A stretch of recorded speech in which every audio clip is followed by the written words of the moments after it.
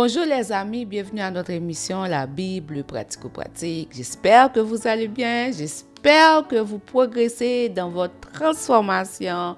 J'espère aussi que maintenant vous découvrez la vérité.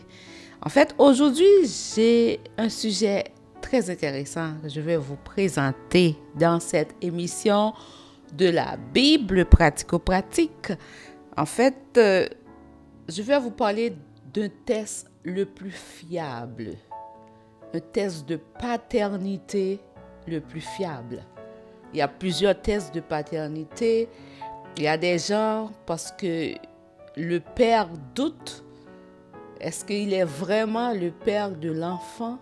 Il va demander un test de paternité.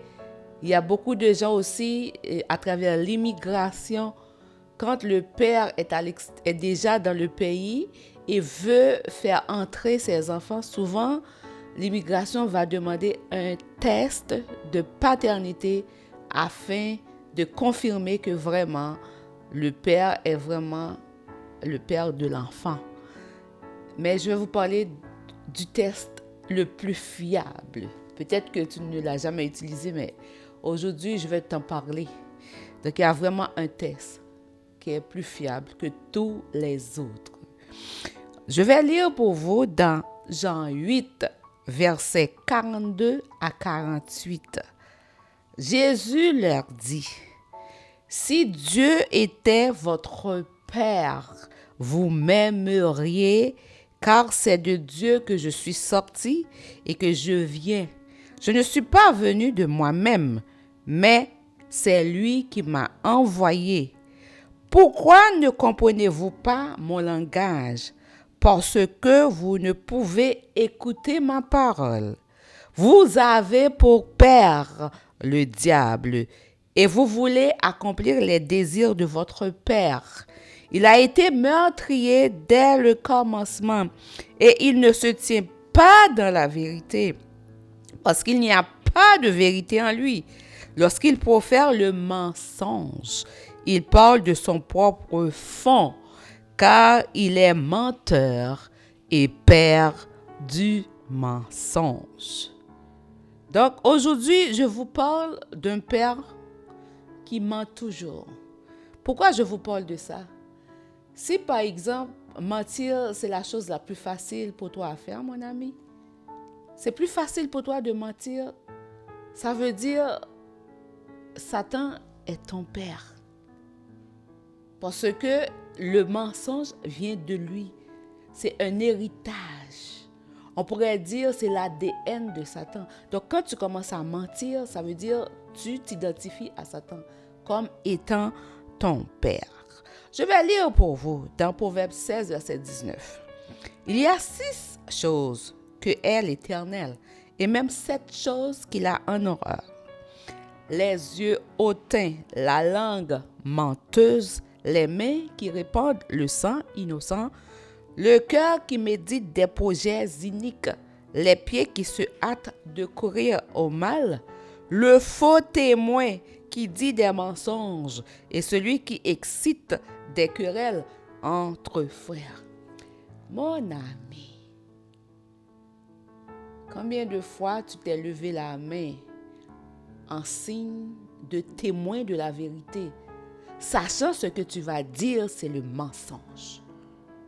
Tu te lèves la main pour déclarer quelque chose, pour faire le serment que tu vas dire la vérité. Mais combien de fois tu as dit le mensonge à cause de l'argent? Parce que tu sais, en disant le mensonge comme si c'est la vérité, tu sais que tu vas gagner de l'argent. Tu sais que tu vas garantir ton emploi, tu vas protéger ton emploi. Combien de fois tu fais semblant que tu dis la vérité, mais tu sais que tu mens pour faire du mal à quelqu'un qui est plus faible, alors que tu devrais aider cette personne. Tu as la capacité, la compétence d'aider, mais tu as choisi d'être dans la corruption, de mentir pour de l'argent. Peut-être que c'est ta vie. C'est comme ça devient une routine pour toi. Tu ne t'es jamais posé la question. Tu n'as jamais pris un temps pour réfléchir sur tes actes. Quand tu lèves la main pour dire que tu es en train de dire la vérité, est-ce qu'au fond de toi, tu dis vraiment la vérité? Ou bien est-ce que c'est l'argent, cet intérêt de gagner de l'argent qui te pousse à mentir? Mais en mentant, mon ami, tu choisis Satan, le diable, comme père. En mentant aussi, tu es en train d'oppresser un plus petit, un plus faible, alors que tu devrais lui tendre la main. Tu fais semblant de tendre la main, mais c'est faux et tu le sais. Tu sais que tu es en train de mentir, mais tu te sens confortable parce que après, tu vas gagner de l'argent. Après, tu vas pouvoir voyager facilement. Tu prends de bonnes vacances. Tu mènes une vie luxueuse, mais sur fond de mensonges. Je veux te dire, si tu agis comme ça, mon ami, tu es un enfant du diable. Je vais lire pour vous dans Acte 5, versets 3 à 4. Pierre lui dit, Ananias, pourquoi Satan a-t-il rempli ton cœur au point que tu mentes au Saint-Esprit et que tu aies retenu une partie du prix du champ? Je veux vous attirer l'attention sur cette portion où Pierre a dit à Ananias, pourquoi Satan a-t-il rempli ton cœur au point que tu mentes? Mon ami, le mensonge, ce n'est pas une blague. Le mensonge, c'est cruel. Pourquoi Satan a rempli ton cœur? Ceci étant dit, mon ami, si tu es quelqu'un qui facilement va mentir, sache que Satan remplit ton cœur. Et tu sais, mon ami, Satan ne vient que pour dérober, égorger et détruire. S'il remplit ton cœur, sache que il va te détruire. Sache qu'un jour, tu vas finir dans la GN avec lui. Tu as intérêt à te repentir. Tu as intérêt à renier ce père. Tu sais que tu peux renier un père, mais je t'invite à le renier. Ça arrive parfois que par peur, tu as menti. C'était arrivé à Pierre, le disciple de Jésus, parce qu'il avait peur. Peut-être que tu as déjà menti par peur, mais pas par la méchanceté, parce que tu avais juste peur. Mais Dieu qui sonde les cœurs et les reins voit si c'est la peur qui t'a poussé à mentir ou bien si c'est la méchanceté. Et on va voir, vu que Jésus avait déjà sondé le cœur de Pierre, Jésus avait vu ses faiblesses, mais il avait vu la sincérité de son cœur. Pierre aimait vraiment Jésus et était prêt à tout abandonner pour le suivre. Et Jésus va déjà intercéder pour Pierre. Il va dire à Pierre, Satan s'est jeté sur toi pour te cribler comme du froment. Mais j'ai prié pour toi. Et on va voir, lors de la passion du Christ, par peur, Pierre va renier Jésus. Et quand il s'est rentré en lui-même, il va pleurer. Mais il ne s'est pas fait de mal. Il n'est pas allé jusqu'à se suicider parce que Jésus avait prié pour lui. Parce que Jésus voit le cœur de Pierre.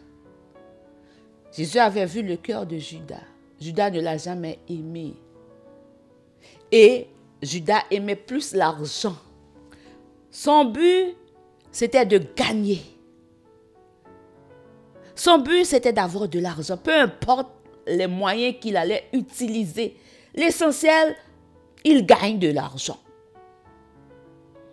C'était ça le cœur de Judas. Et c'est pour cela, il ne pouvait pas voir l'amour de Dieu. Il ne pouvait pas reconnaître que Jésus était le Fils de Dieu. Et c'est pour cela. C'est lui qui l'a vendu. et de voir l'état de son cœur, il n'a pas trouvé grâce. Il va se suicider par la suite. On voit deux attitudes. Jésus avait prié pour Pierre parce que Pierre avait peur. Mais Judas, il aimait l'argent. Peut-être que toi aussi, mon ami, tu es en train de mentir parce que tu aimes beaucoup l'argent.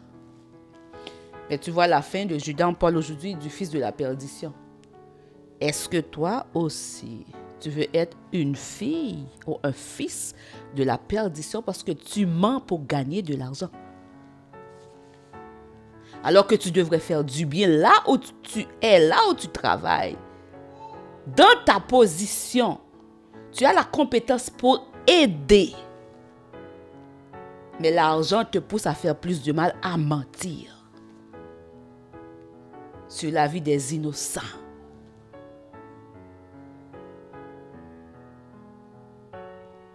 Ça va être quoi la fin? Veux-tu continuer à t'identifier à ce Père qui remplit ton cœur de sa présence jusqu'à te pousser à te mentir? Ou bien, tu vas choisir le Père de la vérité. Dans Jean 16, verset 13. Quand Jésus était venu, après il a quitté parce qu'il était comme dans un corps humain.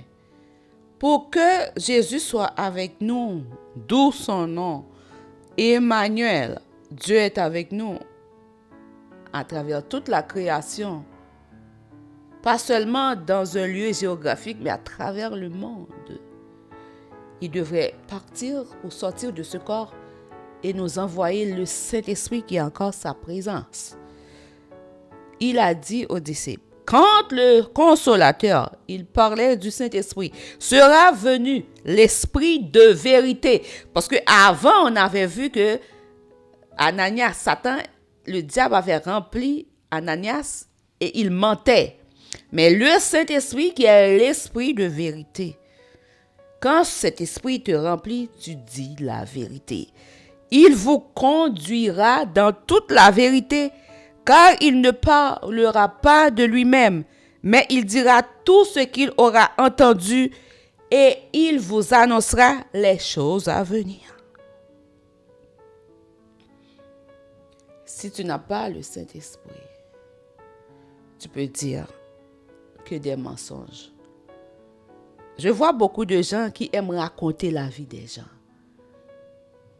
qui deviennent des journalistes sans avoir été à l'école, à l'université. Ils sont juste des journalistes pour répandre des nouvelles. Est-ce que, mon ami, est-ce que tu as déjà fait cet exercice ou bien tu as déjà entendu parler pendant une formation, la formatrice ou le formateur dit une chose à l'oreille d'un participant et il y a une chaîne de participants, il y a une queue et ce premier participant va dire à l'oreille de l'autre ainsi de suite. Et on va voir qu'il y a une déformation de l'information. Ceci étant dit, quand tu racontes la vie des gens, parce que quelqu'un t'a dit, rien ne te dit ce que tu as dit est vraiment vrai. Et c'était quoi la source? On parle de langue menteuse.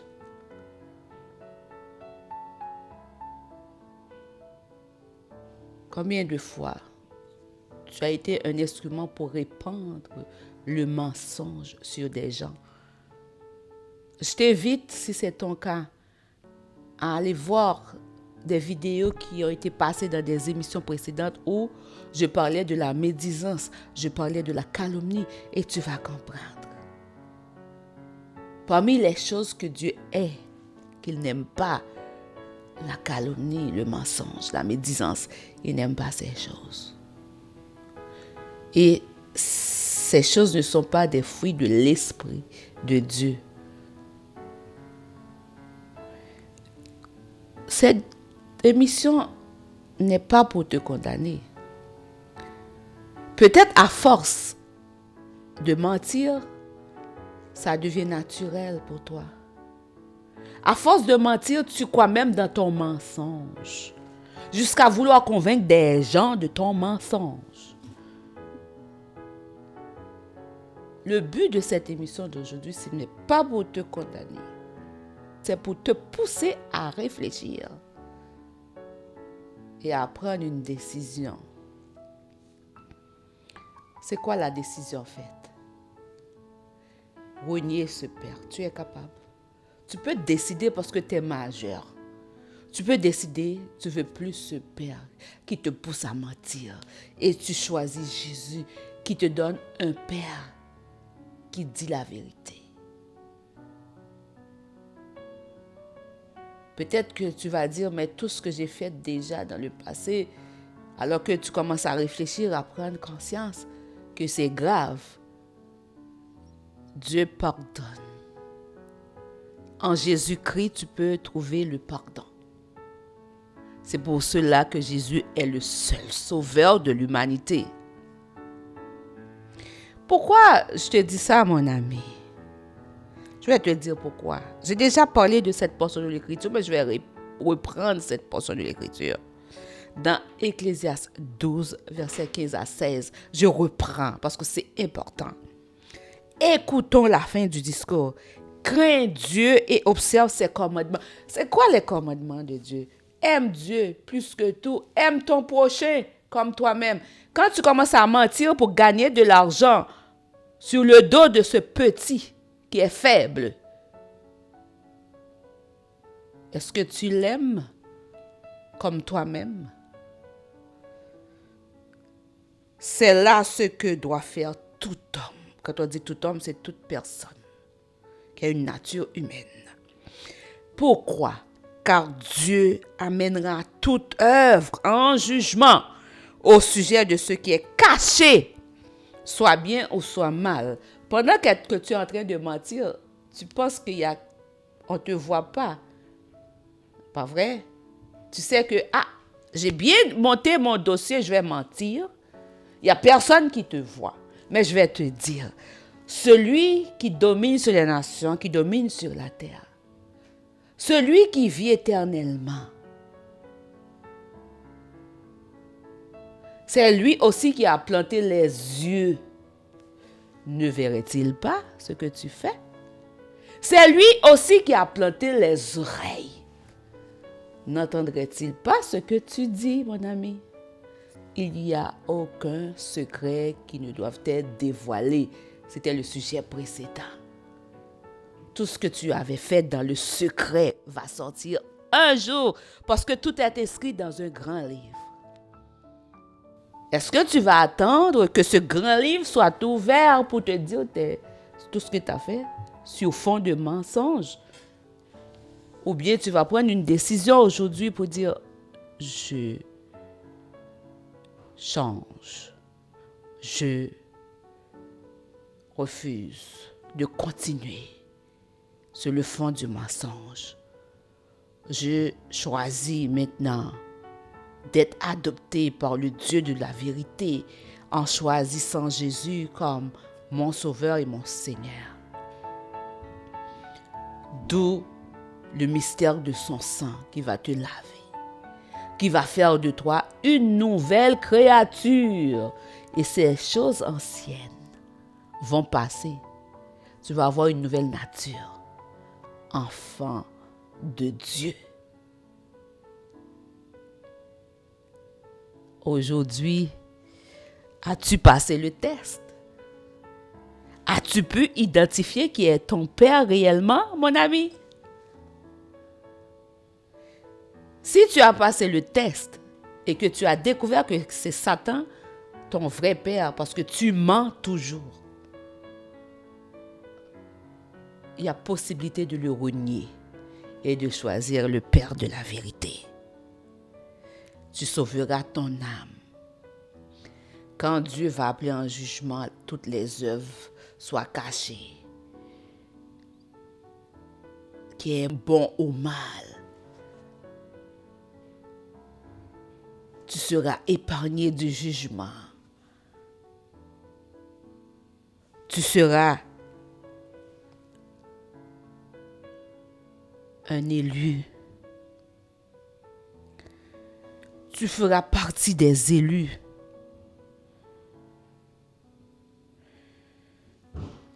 Tu feras partie du royaume qui subsistera éternellement.